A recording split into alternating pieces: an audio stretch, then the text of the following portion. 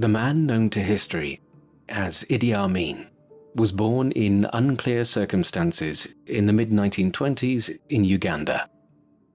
Some accounts, including a statement by Amin's own son Hussein, place his year of birth as late as 1928, but he was most likely born in 1923 or 1924.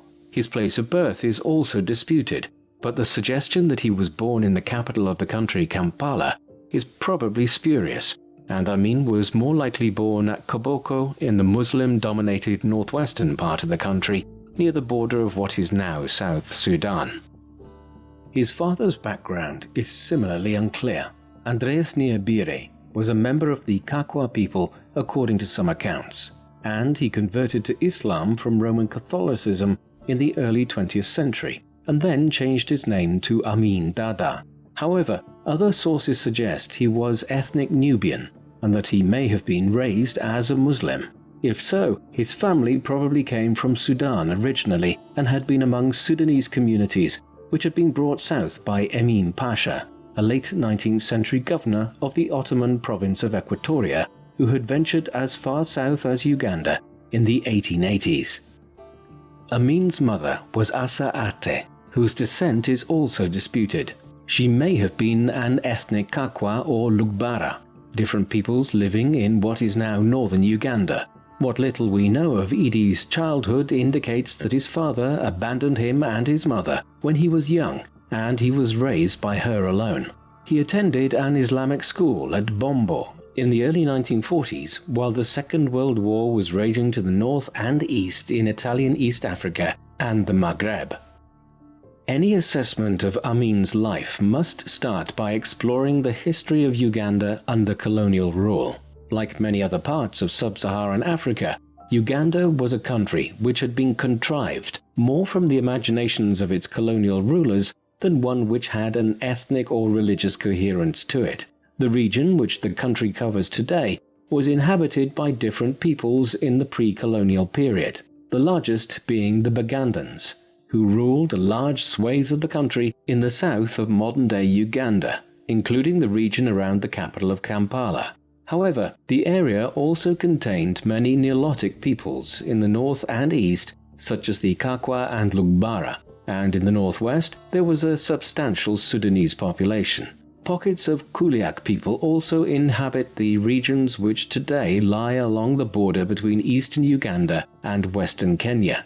And to compound matters, the people of the country were also divided along religious lines, with a large Muslim population in the north where Islam had spread south from Egypt and Sudan, while elsewhere others followed the Ugandan native religions. A great many had also accepted faiths such as Roman Catholicism or Protestantism. This was the patchwork of competing ethnicities and religions out of which modern-day Uganda emerged. The Kingdom of Buganda covered much of the country when the British began to encroach here in the late 19th century. The Ugandan Protectorate was established in 1894 as part of the ambitions of some British imperialists in Africa to obtain control of a continuous stretch of territory on the continent running from Cairo in Egypt to Cape Town in South Africa. Under British rule, some of the internal divisions of the country were exacerbated when the colonial regime favoured elements amongst the Bagandans which had adopted Protestantism and used them as a proxy to govern the country and overrule the Muslim elements in the north. Colonial rule was exploitative, but also brought benefits in the shape of the beginnings of a modern infrastructure and economy, notably in the production of cash crops such as sugar and cotton, whilst literacy levels also increased considerably in the first half of the 20th century. Another important development was the creation of a Ugandan military under the British, when the colonial regime began training and arming native Ugandans in the early 20th century, a process which accelerated prior to and during the First World War as a means of striking at Germany's colonial possessions in East Africa. One of these native units was the King's African Rifles, through service in which Amin would emerge as a force in Uganda in the 1960s. In 1946, when he was probably about 22 or 23 years of age, Idi Amin enlisted in the King's African Rifles, or the KAR, in Uganda. later claims that he had joined the British Army during the Second World War and had fought on the Burma front against the Japanese were fabrications largely created by Amin himself.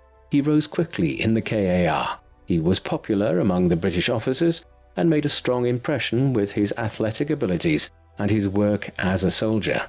Accordingly, he was promoted as quickly as was possible for an individual of African descent at the time within the ranks of the KAR, and by the late 1940s he was stationed in neighbouring Kenya, where there had been greater agitation against British colonial rule than in his native Uganda. As a result, Amin was here in 1952 when the Kenya Land and Freedom Army, also known as the Mau Mau, began a revolt against British rule, which would drag on for the remainder of the 1950s. Amin served with distinction during this campaign in Kenya, though he would later try to downplay his involvement in a war which was designed to defend British imperial rule. He was promoted too, first to the rank of corporal in 1952 and sergeant the year after. Throughout the 1950s, Amin continued to meet with some success. Ian Graham, Amin's commanding officer in the KAR, and a man who later wrote a memoir on his relationship with Uganda and the future dictator, subsequently claimed that Amin was one of the best soldiers and mid-ranking officers he ever commanded, and other officers agreed with this assessment. It was also during these years that he was sent to Europe for additional military training and found himself stationed in Stirling in Scotland for some time. This was the beginning of an affinity for the country which, as we will see, led to Amin toying with the notion that he could become King of Scotland in later years. Having returned to Africa, he was given the title of Effendi, or Afande in Swahili, in the KAR in 1959. This made him a Class II warrant officer, and was the highest rank which an African could rise to within the British Armed Forces in East Africa. But there were also indications of the trouble which lay ahead with Amin. In late 1961 and early 1962, the KAR were called on to intervene in widespread cattle raiding which was occurring on the border between Uganda and Kenya. During this, Amin commanded his platoon to massacre scores of villagers. He only escaped being court-martialed for this civilian atrocity because Uganda was on the brink of gaining independence from Britain, and the colonial governor, Sir Frederick Crawford, did not want a scandal emerging surrounding one of only 2 native Ugandans who were commissioned officers in the colonial army there. As Amin was rising within the ranks of the colonial British Army, great change was sweeping across Africa. In 1941, the Western Allies had agreed to the Atlantic Charter following pressure from the USA, which stated that there would be greater independence granted to the colonies of the European powers in the aftermath of the Second World War. This, combined with an inability to preserve their empires following the war, ensured that a great many nations in Africa would attain independence in the middle of the 20th century. In 1945, the vast majority of the continent was held either by France in the north and northwest, or by Britain in the south and east of the continent. In the central regions, Belgium had a huge territory in the Congo, while Portugal had 2 large blocks around Mozambique and Angola, whereas Italy had held most of the Horn of Africa and Libya. Little happened in the immediate aftermath of the war to grant independence to these extensive colonies, but by the 1950s the pressure to do so had become too great. As a result, in 1956, Morocco and Tunisia gained independence from France, and the process accelerated quickly thereafter. 1960 in particular saw Cameroon, Senegal, Togo, Mali, Benin, Niger, the Ivory Coast, Burkina Faso, Chad, and Madagascar all gained their independence from France at roughly the same time that Belgium relinquished control of its colonies and created the countries of the Congo, Burundi, and Rwanda. Britain had relinquished control of Ghana in 1957 and followed with Nigeria in 1961. The process of decolonization in East Africa occurred a few years later than in parts of Northwest Africa. The manner in which it came about in Uganda and adjoining regions also differed considerably from other countries further to the northwest. In many of these other countries, political groups had emerged of pro-independence indigenous peoples who had often been educated in London or Paris and then returned to their homelands determined to achieve self-rule. In Uganda there were some calls for independence, but little by way of a coherent political movement or political parties to speak of by the late 1950s. Accordingly, there was not a mature political environment into which power could devolve when independence was finally declared on the 9th of October 1962, and the Republic of Uganda came into existence. Nevertheless, three major political parties quickly emerged: the Democratic Party, representing the Catholic population; the Ugandan People's Congress, largely representing the Nilotic people of the north of the country; and the Kabaka Yeka, a Bugandan nationalist party.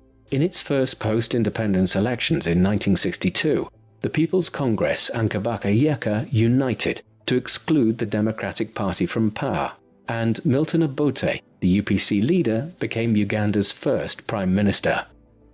Obote would dominate Ugandan politics during the 1960s thereafter, but his period in office was dogged by many of the same problems which had affected other African nations in the post-independence period, namely the problem of uniting a country which was an artificial construct of the British and had many different ethnic peoples and religions within it. As such, the mid-1960s saw a battle between some who wished for a decentralized federal state where the Bugandans and the Nilotic people and other groups would largely govern themselves in their own provinces, and those who wished for a powerful centralized Ugandan state governed from the capital of Kampala. This conflict climaxed in February 1966, when Obote suspended the constitution and assumed extensive powers which amounted to little more than a dictatorship. But this was not exactly an uncommon occurrence in post-independence Africa. All across the continent, strongmen were seizing power in the 1960s, with vicious dictators such as Joseph Mobutu in the Congo, Jean Bokassa in the Central African Republic, Francisco Machas Nguema in Equatorial Guinea, and Abubakar Sangoule Lamizana in what was then the Republic of Upper Volta, but which we know today as Burkina Faso. Thus, Uganda was following this depressing trend when Obote seized power in 1966. For Amin, Obote's consolidation of his hold on the country was beneficial.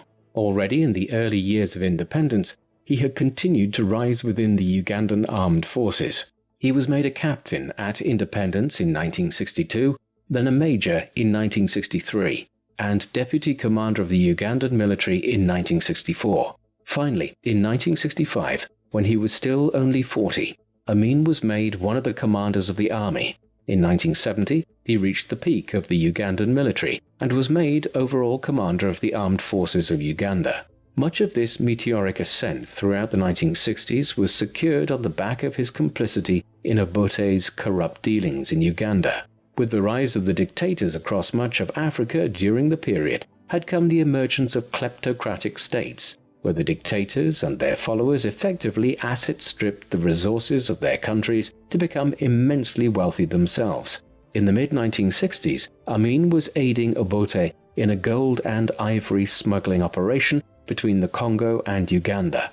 Some of this activity was intended to facilitate the arming of separatists and rebels within the Congo, but much of the proceeds were also purloined into the pockets of Obote, Amin and their accomplices. Discovery of Obote and Amin's smuggling activities in 1966 was central to Obote's decision to seize absolute power in Uganda that same year. By the late 1960s then, Idi Amin was one of the most powerful individuals in Uganda. Obote's regime became increasingly oppressive as it went on, particularly so following an attempted assassination of the dictator in 1969, one which failed, but which saw a further crackdown on any political or military dissent across the country, and as Obote's enforcer, Amin was central to these measures. However, despite his close associations with Obote, it now seems clear that Amin was conspiring throughout the late 1960s to seize power himself, or at least to consolidate his hold over the military. In particular, he was hiring extensive numbers of troops from the Kakwa and Nubi areas of northern Uganda bordering on Sudan. These were his own ethnic people and fellow Muslims. By filling the Ugandan military with soldiers and officers drawn from this area, Amin was consolidating his control of the army in advance of a possible seizure of power. Moreover, Amin was probably courting the support of Britain and Israel for such a move. Britain continued to have considerable influence in East Africa and was concerned, in the context of the Cold War, with what it perceived to be the socialist policies being pursued by Obote, while Israel had been involved in Uganda during the 1960s and was anxious to use Uganda and adjoining regions as a means of drawing the attention of its northern neighbors, Sudan and Egypt, away from Israel's ongoing occupation of the Sinai Peninsula. Eventually, Amin's machinations came to a head in the early 1970s. In October 1970, Obote, who was by now suspicious of Amin's intentions, removed the general from overall command of the Ugandan military and appointed himself to the role. He then set about preparing charges of financial misconduct against Amin, but he moved too slowly, which proved to be a fatal error. In the interim, Amin had learned of Obote's intentions and moved aggressively against the president. On the 25th of January 1971, while Obote was absent at a meeting of the Commonwealth nations in Singapore, Amin launched a military coup. The capital of Kampala was quickly secured, as were some of the main communication outlets such as the radio stations. Consequently, Amin was able to inform the nation that he was seizing power from the corrupt Obote before the president several thousand kilometers away could even react. Amin presented himself as the restorer of the constitution. He would, he claimed, hold office for just a few weeks or months during the transition back to a democratically elected government. Obote would head back to Africa, to neighboring Tanzania, where he spent the 1970s in exile. Amin would hold power for 8 years in one of Africa's most brutal dictatorships. Amin quickly consolidated his control of Uganda in the weeks following the almost bloodless coup of January 1971. On the 2nd of February, he declared himself to be the new president of Uganda, as well as reappointing himself as overall commander of the Ugandan armed forces. The new regime speedily morphed into a military dictatorship, with any pretense of honoring the legal system and old constitution being quite ephemeral. Military tribunals broadly replaced the court system, and Amin's followers within the army were appointed to a range of senior political offices and civil jurisdictions, positions which they generally had no training for. Amin would henceforth rule by decree, and he renamed the government headquarters in Kampala as the Command Post. And then, in order to consolidate his hold on both the military and civilian government, extensive purges of both were undertaken, with thousands of individuals removed from their positions and replaced by committed adherents of Amin and his military government. And these individuals were often not simply stripped of their positions, but killed by the regime, in the beginnings of the massive bloodletting which characterized the Amin regime in Uganda throughout the 1970s. Amin's seizure of power did not go completely unopposed. As we have seen, Milton Obote had sought refuge in Tanzania in 1971, Uganda's larger and more affluent neighbor to the south. Here, the Tanzanian president, Julius Nyerere, offered support to Obote and withheld official recognition of Amin's regime in Uganda. Moreover, in the weeks and months that followed, as many as 20,000 Ugandans fled south into Tanzania to find political asylum here. Those were soon conspiring on how to remove Amin from power and forming into bands of militarily trained guerrilla fighters. These forces included a young Yoweri Museveni, who would play a major role in Uganda's subsequent politics. Finally, in September 1972, elements amongst these Ugandan exiles moved into action. A strike force of some 1,500 fighters crossed over the northern border into Uganda with the goal of initiating a coup, similar to Amin's the previous year. Entebbe Airport outside Kampala would be seized. Then the capital would be secured along with the main radio stations, so that news of the coup could be broadcast to the nation. These plans, however, never came to fruition. The invasion was a fiasco and was quickly suppressed by Amin, who had advanced knowledge of it. Hundreds of the invaders were killed, and it was over within days. But it is a significant indicator of the role which Tanzania would play in future events.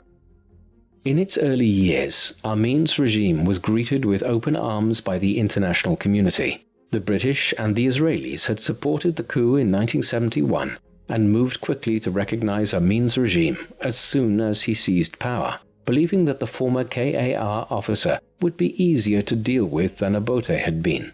And Amin was more than happy to encourage their delusions, presenting himself at this early stage as a reconciler of Uganda's political, ethnic, and religious problems, someone who would unite the varying religious groupings and ethnic peoples of the country. Thus, in July 1971, Amin was welcomed on state visits to both Britain and Israel. In Britain, he met the Prime Minister, Edward Heath, and even had lunch at Buckingham Palace. He also took the opportunity offered by the state visit to return to Scotland, where he had trained in the 1950s. Amin had a special fondness for the country, and he would go on to give several of his sons Scottish names, and even dressed a regiment of the Ugandan army in Scottish kilts. As we will see, a few years later, in the mid-1970s, he even entertained a bizarre alliance with the Scottish paramilitary organisation, which resulted in him offering to become King of Scotland. In both London and Tel Aviv, Amin requested additional weapons in order to take the fight to Tanzania, but both governments declined. Curiously, neither the government in Britain nor in Israel seemed to have gained the measure of the individual they were actually dealing with when Amin visited their respective capitals in the summer of 1971, but they soon came to have suspicions about his true nature, and this quickly gave way to regret. In July 1971, while Amin was dining at Buckingham Palace and reacquainting himself with Scotland, back in Uganda, two Americans, a journalist by the name of Nicholas Stroh and a sociology lecturer called Robert Seidel, who were investigating some of the early political killings associated with Amin's regime, went to Mbarara Army Barracks. They had been warned not to go there, but ignored these warnings, a decision that would prove fatal. Both men were murdered at the barracks. The American reaction was swift, and an investigation, to which an American legal official named David Jeffries Jones was attached, was launched. Jones quickly determined that the pair had been murdered by Amin's men, but he fled the country in fear of his own life before the investigation could be concluded. The killing of Stroh and Seidel was the first serious indication that Amin would not be the reliant strongman the West believed he might be in Uganda. Other clearer signs of how problematic Amin might be were soon becoming apparent. Having had his request for additional arms and modern weaponry rebuffed by the governments in London and Tel Aviv, Amin next called on Colonel Muammar al-Gaddafi, the de facto dictator of Libya. Following his seizure of power in 1969, Gaddafi had established himself in opposition to the former colonial powers, expelling much of the Italian colonial community and seizing control of Western military bases which had a strategic significance in the Cold War, as well as introducing elements of Islamic Sharia law.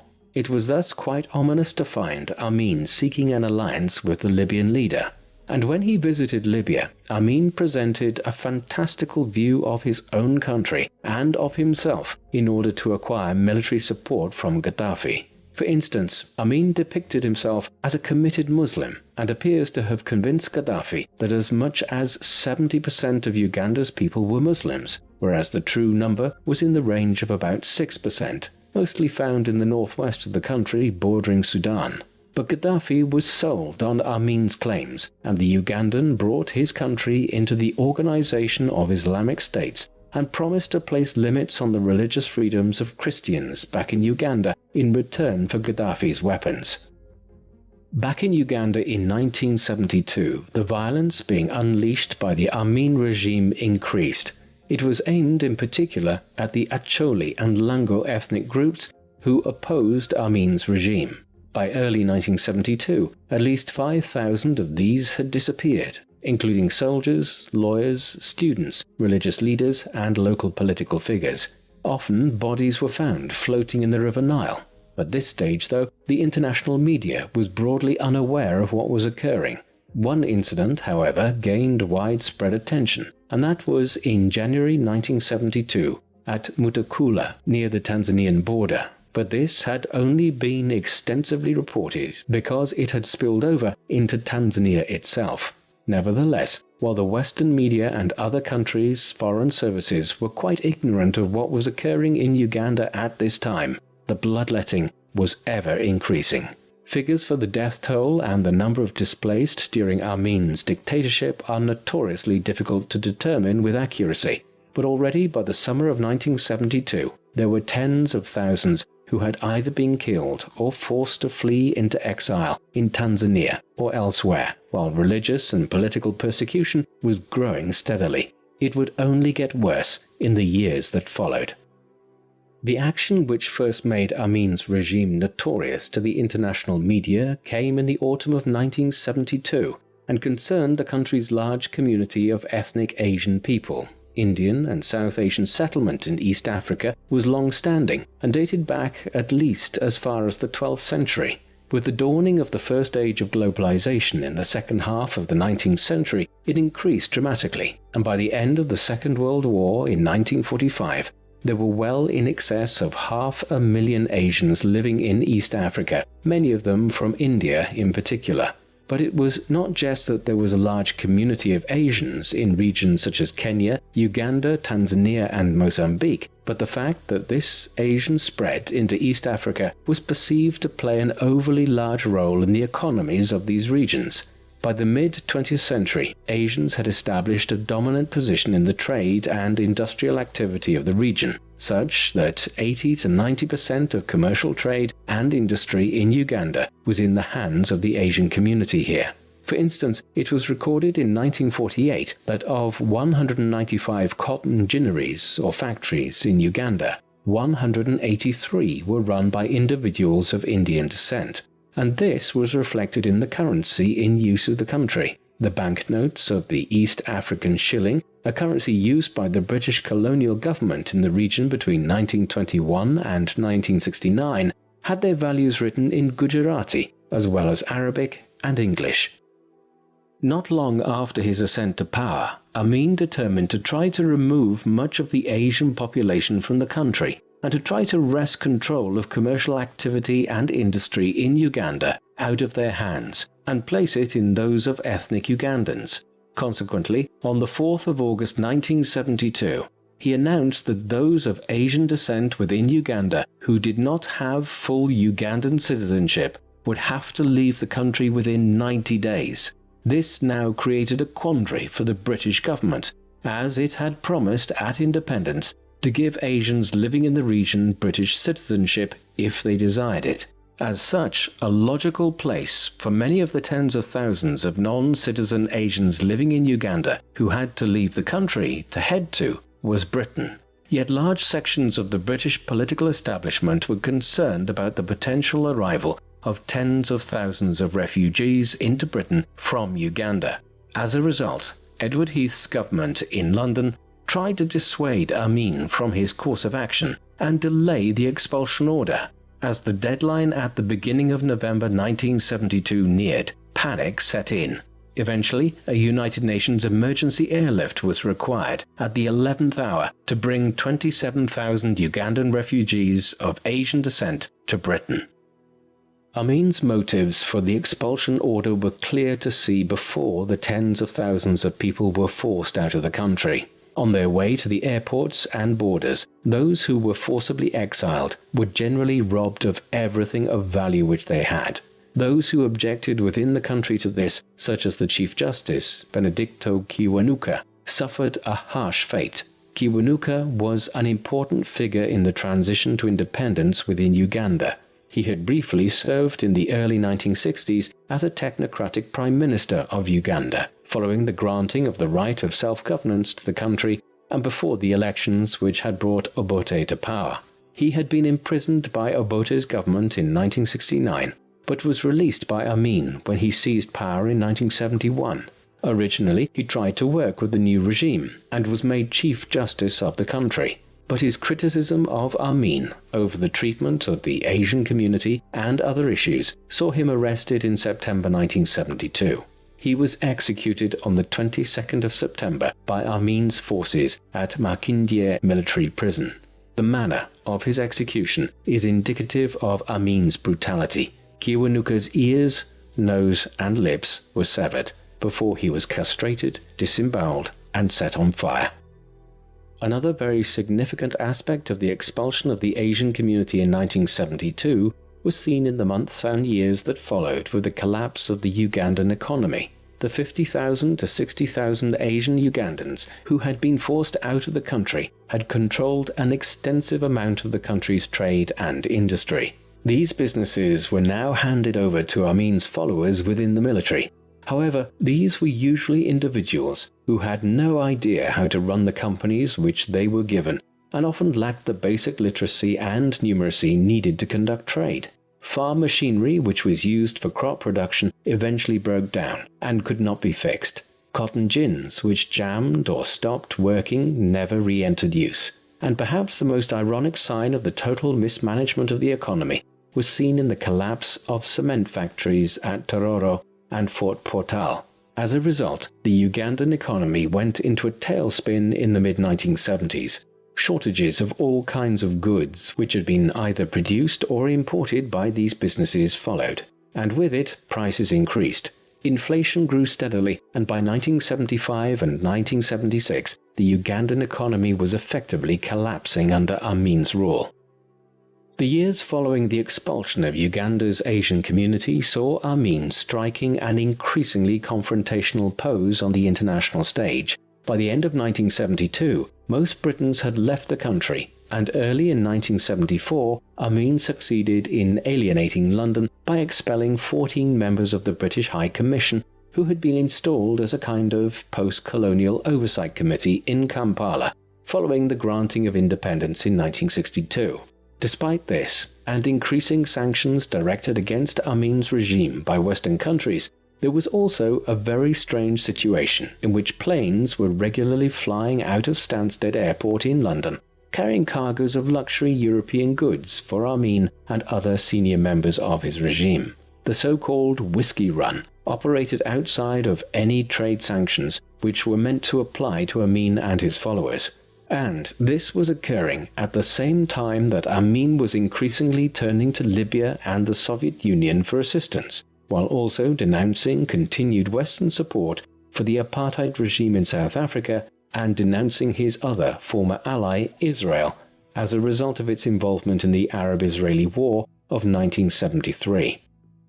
This diplomatic schism with the West came to a head in 1975 when Amin's regime hosted the summit of the Organization of African Unity in Kampala, with Amin serving as the summit's chairman. Here he essentially press-ganged several Britons into carrying him into a reception at the summit, while he publicly embarrassed the British Foreign Secretary James Callaghan, who had come to the summit specifically to intercede with Amin to release the British author Dennis Hills, who, in a recent book called The White Pumpkin, had referred to Amin as a village tyrant. Callaghan left believing all hope of cooperation with Amin was over, but Hills, who had been sentenced to death prior to Callaghan's intervention, was spared by the Ugandan government.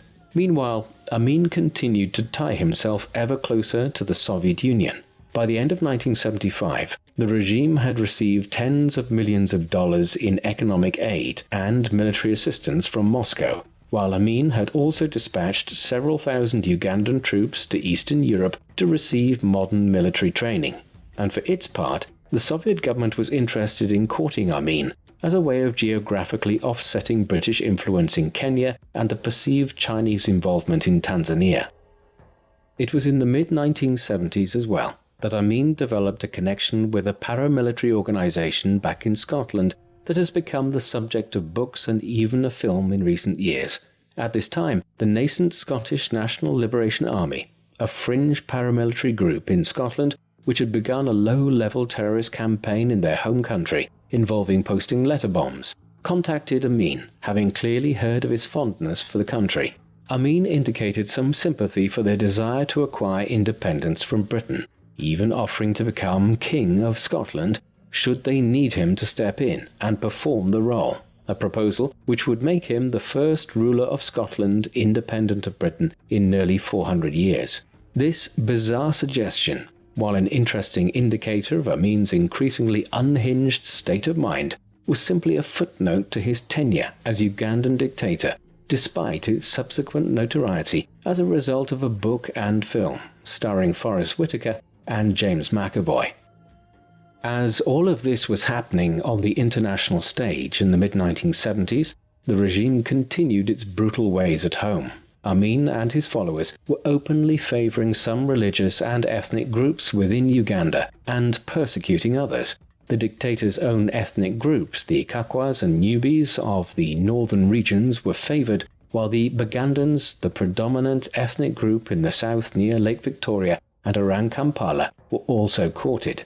Similarly, the small Muslim minority were shown great preference as they shared a religion with Amin. By the second half of the 1970s, for example, Muslims occupied over 80% of the top positions within the military and government, despite making up just about 6% of the population. However, the state continued to effectively persecute some of the other religious groups and ethnic groups, most notably the Acholi and Langi of the northeastern and eastern parts of the country. Throughout the mid-1970s, tens of thousands of people from these groupings continued to be killed, demoted, attacked, imprisoned, or displaced from their lands and homes. And to achieve this level of oppression, Amin continued to expand the already sizable Ugandan army, making it effectively into a military aristocracy of his supporters who ruled the country. Amin was facilitated in this oppression through the work of the State Research Bureau, a secret police organization which had been set up shortly after he seized power. Its work, though, is largely associated with Robert or Bob Astles from the mid-1970s onwards. Astles was a legacy from the colonial era, a British soldier and official who had fought in the Second World War and then entered service in Africa. He eventually ended up in Uganda in 1949, and after spending the next 13 years there, he decided to remain after independence and worked for Obote's government. Although he was briefly imprisoned following Amin's seizure of power in 1971, he eventually wormed his way into the dictator's good graces and was appointed as head of the State Research Bureau in the mid-1970s. Under Astles, the Bureau was charged with uncovering plots against Amin and the regime and was responsible for the disappearance of thousands of individuals who were suspected of various crimes. It was not an uncommon sight in the streets of Kampala and other Ugandan cities throughout these years to see individuals forced into the trunks of cars and driven off, often never to be seen again. Amin seems to have trusted Astles as he became increasingly deranged and paranoid in the mid-1970s, as one of the few individuals whom he knew wasn't trying to overthrow him. Amin's own behavior and lifestyle was changing in the 1970s as he became increasingly unpredictable. The dictator was a polygamist who married at least 6 women in the 1960s and 1970s. He divorced 3 of these in 1974, 2 of whom died under mysterious circumstances in the months that followed. Then he married a 19-year-old go-go dancer called Sarah Kiolaba in a vast £2 million wedding in the summer of 1975, at which the Palestinian leader Yasser Arafat acted as his best man. In total, he sired as many as 50 children, and perhaps many more through numerous concubines. Many of these were variously raised at palaces and luxury houses which Amin increasingly acquired across the country. Meanwhile, Amin, who had been athletic and a keen sportsman in his younger years, grew larger in size as he settled into his 50s. He was rabidly paranoid about conspiracies being launched against him, a not unjustifiable concern for an individual in his position. But this would often extend into bouts of sheer lunacy. Bob Astles later described being rung by members of the government who believed he acted as a moderating influence on Amin when he was, quote, out of control. An issue which seems to have become a major factor affecting his personality and his actions as ruler of Uganda was that he had contracted syphilis in his younger years, and by the 1970s may have been suffering from partial dementia resulting from tertiary syphilis. This would perhaps explain some of the more bizarre behavior and the accusation of cannibalism which attached themselves to him towards the latter end of his dictatorship. In the late 1970s, an Israeli doctor who had served in Uganda sometime earlier had openly stated, "It's no secret that Amin is suffering from the advanced stages of syphilis, which has caused brain damage." Perhaps this also accounts for a telegram which Amin sent to Kurt Waldheim, the Secretary General of the United Nations at the time, praising the actions of the Nazi dictator of Germany Adolf Hitler, and seeming to suggest that the Holocaust had been carried out by setting people on fire with gas. Word of the message got out quickly to world leaders, and it was increasingly clear after this that Africa was dealing with a partial madman. Meanwhile, the praise Amin heaped on German actions in the Second World War damaged his relations with the Soviet Union, one of his last remaining backers economically and militarily. This was all compounded in 1976 in one of the most infamous incidents associated with Amin and his regime. On the 27th of June that summer, an Air France plane was hijacked on its way from Tel Aviv to Paris via Athens. It was diverted to Entebbe Airport outside Kampala, and it soon became clear to the international media that Amin was in league with the Palestinian terrorists and members of the West German urban guerrilla movement, the Revolutionäre Zellen, which had orchestrated the hijacking. In the hours that followed, the non-Jewish passengers were released from the plane, and demands were now issued that dozens of Palestinian political prisoners being held in Israel were to be released. Otherwise, starting on the 1st of July, the kidnappers would begin executing the Jewish hostages. However, what followed was an incredible rescue operation when Israeli commanders flew from Israel to Uganda, refueling in Nairobi and neighboring Kenya to free the hostages. The airport at Entebbe had been built by Israeli contractors years earlier, and they knew the exact layout. Consequently, on the night of the 4th of July, approximately 100 Israeli commandos managed to land in a surprise attack, freed nearly every single hostage, blew up most of the Ugandan Air Force's fighter planes which were stationed at Entebbe, and took off again out of Uganda in a mission that lasted just 90 minutes. Amin was bewildered and enraged by what had happened when he awoke the next morning. Amin's role in facilitating the Palestinian hijacking of the Air France flight in the summer of 1976 was just one of the increasingly incendiary activities he was engaging in on the international stage in the second half of the 1970s. It was largely clear that the Kenyan government had facilitated the Israeli mission to free their citizens at Entebbe by allowing them to refuel in Nairobi. The Kenyan regime was no doubt antagonized by Amin's increasingly jingoistic attitude towards them. Back in 1902, the British had included a large portion of what was Western Kenya within the borders of the Protectorate of Uganda. These same lands were eventually returned to become part of Kenya when it was given independence. But in the mid-1970s, Amin began pressing a largely baseless claim that this part of Western Kenya was actually Ugandan land, or part of a greater Uganda, and this would no doubt have encouraged the government in Nairobi to facilitate the Israeli rescue mission in July 1976. But it did have implications, as in the weeks following the Air France episode, Amin had hundreds or perhaps even thousands of ethnic Kenyans who were living in Uganda killed in reprisals.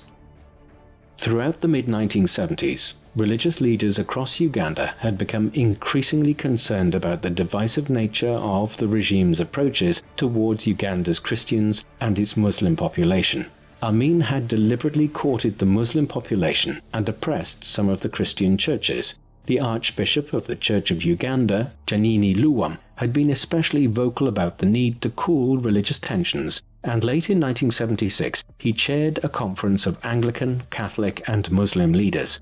An agreement was reached at this meeting that all involved would work going forward to ease religious divisions within the country. but when Amin, who had not been informed of the gathering beforehand, learned of this, he had Luwum arrested on fabricated charges of having plotted an armed insurrection.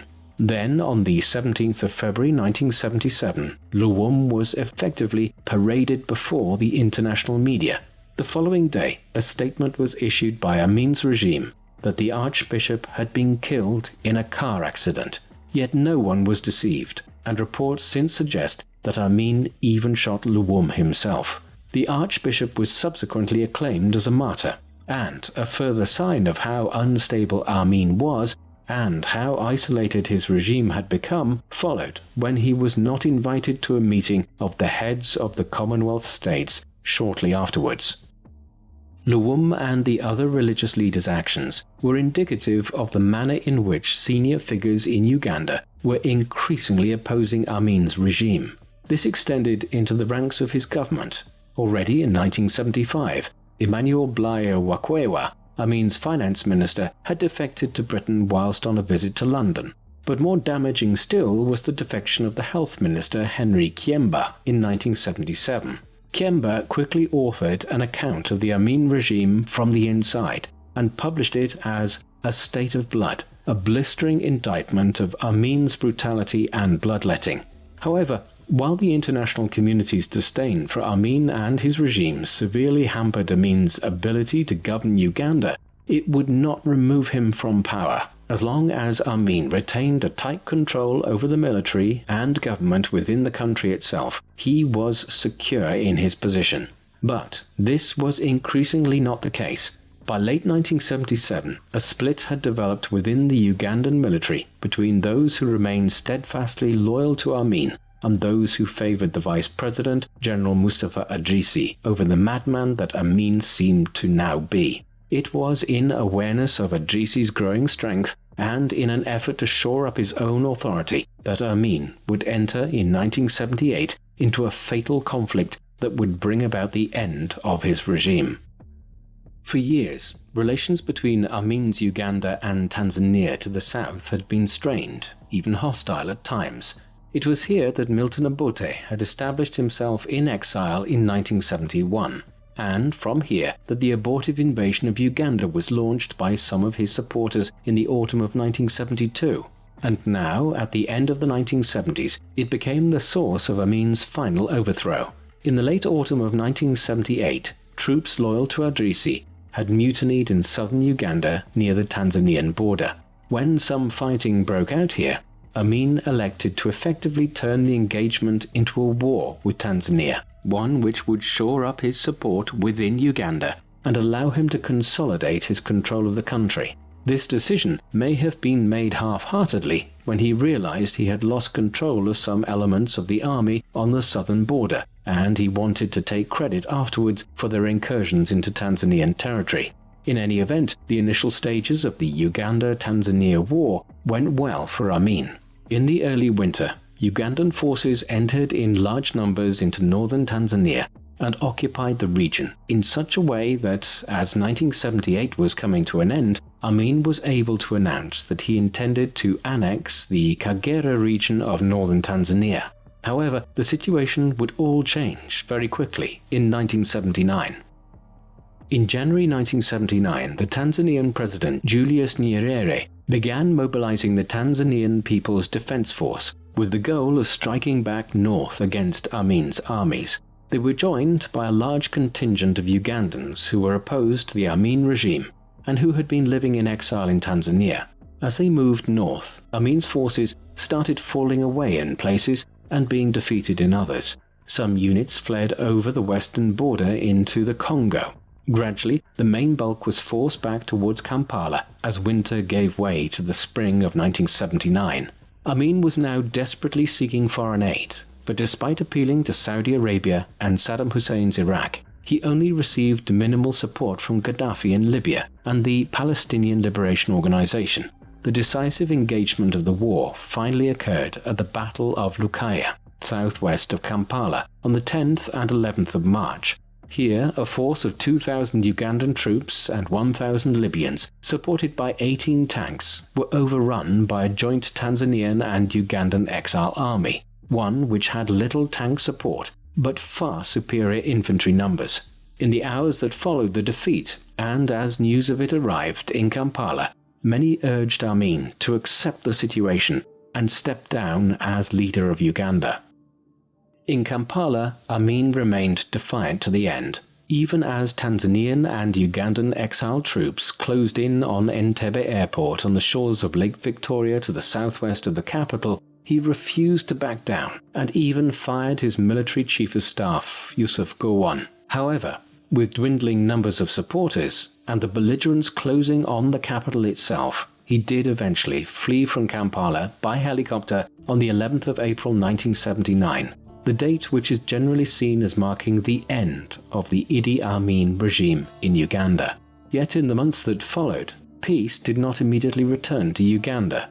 A loose civilian government was formed out of various interest groups, but it could not operate effectively, was seriously divided, and eventually a new military coup occurred in May 1980. This would lead in the short term to a military government, but unlike Amin in 1971, the interim military governor Paulo Muwanga did pave the way for elections and a transition to civilian government towards the end of 1980. In these, none other than Milton Obote was returned as Uganda's new president. Milton Obote's return to power in the elections of 1980 did not, however, go unopposed. Many groups believed, perhaps not without substantial justification, that the elections had been rigged in favor of Obote's Ugandan People's Congress.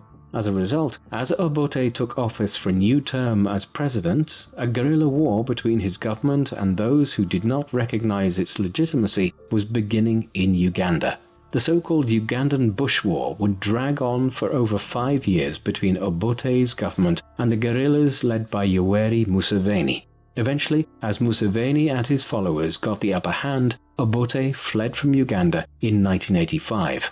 Then, in January 1986, the guerrilla fighters entered Kampala, and Museveni, who had first fled to Tanzania back in 1971 as a young man in his 20s, became the new president of Uganda. The coming of Museveni and his national resistance movement to power in Kampala was not a new dawn for Uganda. Museveni has never left office and is one of the world's longest-serving heads of state, having recently been re-elected in January 2021. And Ugandan politics has been dogged ever since by human rights abuses and persecution of minorities. The Ugandan Bush War, though, was played out in the 1980s and would not involve Idi Amin. The bloodshed he was responsible for was largely confined to the 1970s. It is difficult to get an accurate idea of exactly how many deaths Amin's regime was actually responsible for, the result of Uganda having an ill-defined population level at the time, making it difficult to assess the number of deaths from censuses and other statistical data, and also the fact that, by their very nature, the killings and disappearances which claimed the lives of tens of thousands of people were not recorded officially. In addition, it is often difficult to decide what to count. Many thousands died in Uganda, for instance, during these years, not as a result of a government directive, but indirectly as a result of Amin's creation of a military state in which senior members of the army could murder people with impunity. Equally, the mishandling of the economy added to the death toll, but again in indirect ways.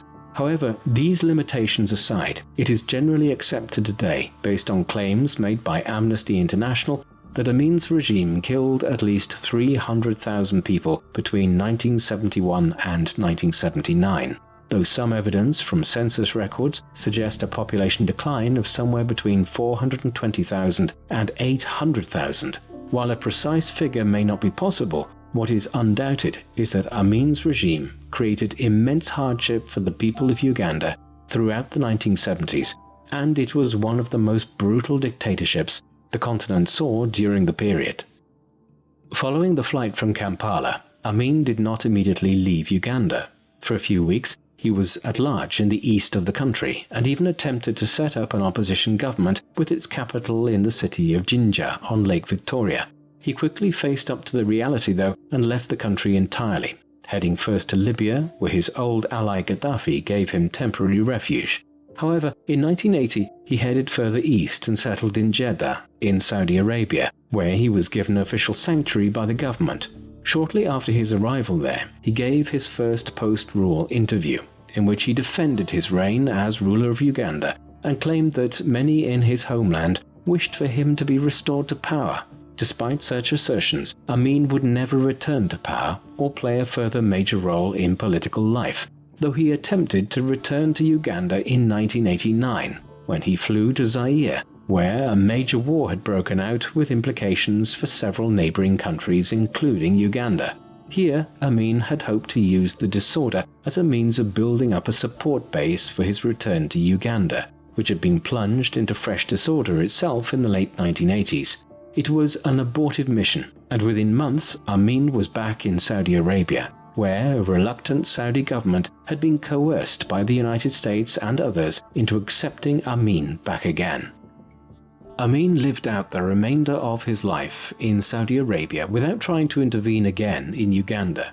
He was also firmly warned not to give television interviews or speak to the press, and he stayed relatively close to his villa in Jeddah. His later years involved a cycle of sports events, gym sessions, and massage parlors, while he was often seen taking his Range Rover or Chevrolet Caprice out for shopping trips and visits to the airport, where Amin regularly had to clear parcels of goods from Uganda through customs. The airplanes full of luxury goods on the whiskey runs from Stansted Airport to Kampala in the 1970s had been succeeded by parcels of cassava and other East African foods arriving into Jeddah in the 1990s. Curiously, there were only limited calls for Amin to be tried in any international court for his war crimes during these years. Finally, in the summer of 2003, when he was either 80 years of age or very near it, his family reported that the former dictator was in a coma in a Jeddah hospital brought about by kidney failure. A request by his family for him to be allowed to return to Uganda to die met with the response that he would be prosecuted if he set foot in Uganda. Thus it was that when Amin's life support was switched off on the 16th of August 2003, he died in Jeddah and was buried in a largely nondescript grave in the Saudi Arabian capital. There is no doubting that Idi Amin was a brutal dictator. His regime introduced extensive political oppression right from its very inception and exacerbated religious and ethnic divisions within Uganda as a way of dividing its people and ruling over them, rather than trying to unite the various groupings of Ugandan society together to make a strong Uganda in the post-independence period. Headed by an increasingly unstable individual, one who was possibly suffering from a type of syphilis-induced dementia, and who had always been an immoral, excessively violent individual, the regime oppressed large sections of its people throughout the 1970s. It is unclear exactly how many deaths the regime was directly responsible for, but a cautious estimate would suggest at least 300,000 people, while abject mishandling of the economy further impoverished millions more. Then, as his administration grew increasingly unpopular, even amongst the groupings Amin had tried to explicitly cultivate as his allies, the dictator turned to trying to initiate regional wars with Uganda's neighbors in order to shore up his support back home. This policy backfired, though, and war with Tanzania in 1978 quickly led to Amin being deposed and exiled the following year, bringing to an end the 8-year reign of one of Africa's more brutal dictators. Yet Amin's ascent to power and the manner in which it occurred also serves as a striking reminder of the failures of the decolonization of Africa in the 1950s and 1960s. Amin was trained by the British and rose to power within the King's African Rifles. While he was responsible for a major atrocity of civilians in Uganda on the eve of the country's independence, it was decided to forego court-martialing him and brush the event under the carpet because it was not deemed politically shrewd to prosecute him at the time. His regime could perhaps have been avoided if he had been. Later, the British and Israeli governments supported him in seizing power from Milton Obote in 1971, owing to their own geopolitical interests. Narrow, self-serving concerns, such as these, saw countries on both sides of the Cold War facilitating the rise and maintenance of dictators like Amin and Joseph Mobutu in the neighboring Congo or Zaire through the post-independent period in Africa. And yet, those who facilitated Amin's rise in 1971 cannot have known what would ensue. Between 1971 and 1979, an increasingly unhinged dictator and his followers were responsible for killing hundreds of thousands of Ugandans, displacing many more, and destabilizing the entire East African region. The pity of it all is that having fallen from power in 1979, Amin was able to live freely in exile and was never indicted in an international court. What do you think of Idi Amin? Was he perhaps the most vicious of the continent's dictators in the age of oppressive regimes, which followed independence in the 1960s and 1970s? Please let us know in the comment section. And in the meantime, thank you very much for watching.